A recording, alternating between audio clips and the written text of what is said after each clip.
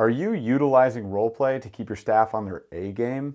If not, you definitely should be, and that's something that we're going to be talking about in the video today.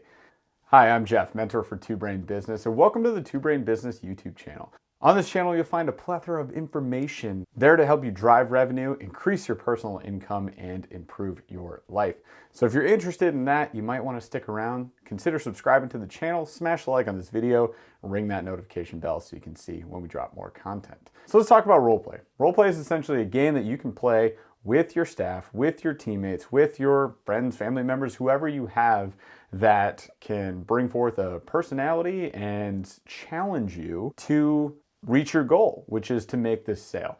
And this is really coming down to practice in a safe environment, practice that you can utilize to improve your selling skills. So when you actually meet up with a person in real life, IRL, you can make the sale. You can feel confident with the things that you say because you're not trying it for the first time. You're not being caught off guard during sales appointments nearly as much because you've practiced them. You've heard these scenarios, you've heard these objections hundreds, maybe thousands of times, and that's really the point. That's how you benefit from role play. So you and your team should be role playing every single week. In fact, initially, I recommend to any sales team that they role play 2 to 3 times a week to get the best results from this. So hear me out on this. I know that role play sounds awkward and weird, and I hate to break it to you, but it is. But it's also one of the most impactful, effective things that you can do for you and your staff to ensure that your business is increasing revenue and that your personal income goes up. So it's not something that you want to skip. It's something where you're just going to want to buckle up and get through it, right? But here today, I want to share with you a couple tips and tactics that can help you get through the first couple of weeks and start getting used to this, right? Let's start with some fun options.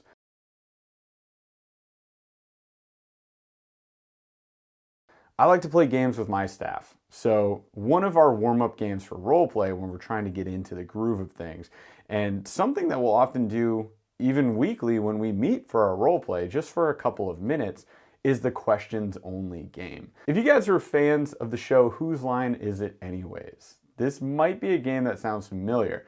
It's a game where you can only ask questions to each other. So it's one person versus another person in your group, and you can only ask questions. You can't ask one-word questions. You can't make sounds that have a question mark. You have to complete sentences. So, for example, and this, by the way, doesn't have to have any specific topic. We might say something like, how's the weather today? And then the other person, therefore, is going to have to respond with a question. They can't respond with an answer. So the second person then might say, well, I don't know. What do you think about rain? Then the first person will have to respond with, is it heavy rain? Then the second person would have to respond with, did you hear that thunder? And the first person would respond with, don't those clouds look pretty dark out there? You know, back and forth, right? So you just continue in that manner as long as possible. You might end up stuck on one subject. As you get better, you might be able to branch out. You might, in that first scenario with how's the weather today, we might say something along the lines of, are you thinking about taking your dog for a walk? And now we're off onto another subject. Like, things like that can happen. Now, I get right now you're probably wondering how this applies to the sales process. Here's the thing. One of the best ways to get better at the sales process is to learn how to ask questions. And when you're challenged in a game where you can only ask questions, guess what you have to do? You have to expand your question vocabulary.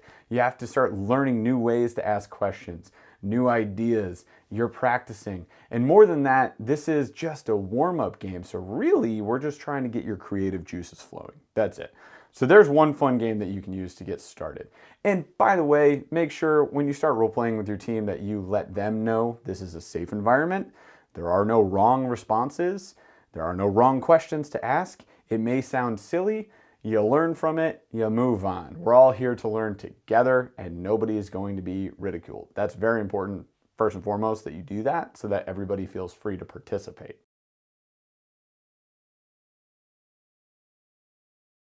The second game I like to call rapid fire objections. So what we do is we have one person who is essentially the mediator playing the role of the buyer. And then everybody else in the group is the seller. They're all sellers. So we circle up and the buyer will start by presenting an objection. So I would be playing the role of the buyer and I'm going to present that objection. So I'll say something like, man, that sounds good, Tony. I just don't think I can afford it. And now we'll go around the circle, one person at a time. Everybody goes, everybody gets a chance to respond to this first objection. So if I said, I can't afford it, they're dealing with a price objection. Now we get a chance to test our chops, to really see if we know how to respond to that. And it needs to be quick. It's kind of like speed chess. You're just hitting that timer. You got 5 seconds, go, right? What are you going to do about it? And we just want to keep moving. Then at the end of each round, we're going to confer as a group. What did you guys think? What was the best response to this objection from the group who won that round? We also might ask questions like, what did we learn from this round? Did somebody try something different? If you are the owner of the gym, if you're the best salesperson in the room and you're the buyer or a seller in the situation, doesn't matter, you might jump in and say, hey, I think we should try this next time. So we're all learning and participating as a group, and that's extremely important.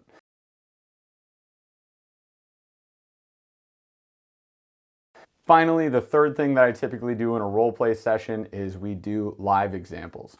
So what we'll do is we'll go around the group and we'll ask the question, in your last 3 sales appointments, which ones went well, which ones didn't go well, and what are some scenarios that you want to play out today?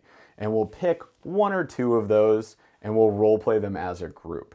So for example, if I have a salesperson who had an appointment that didn't go well, and it didn't go well because they didn't know how to handle a spousal objection, then we might put that on the table as some scenario that we'll role play today.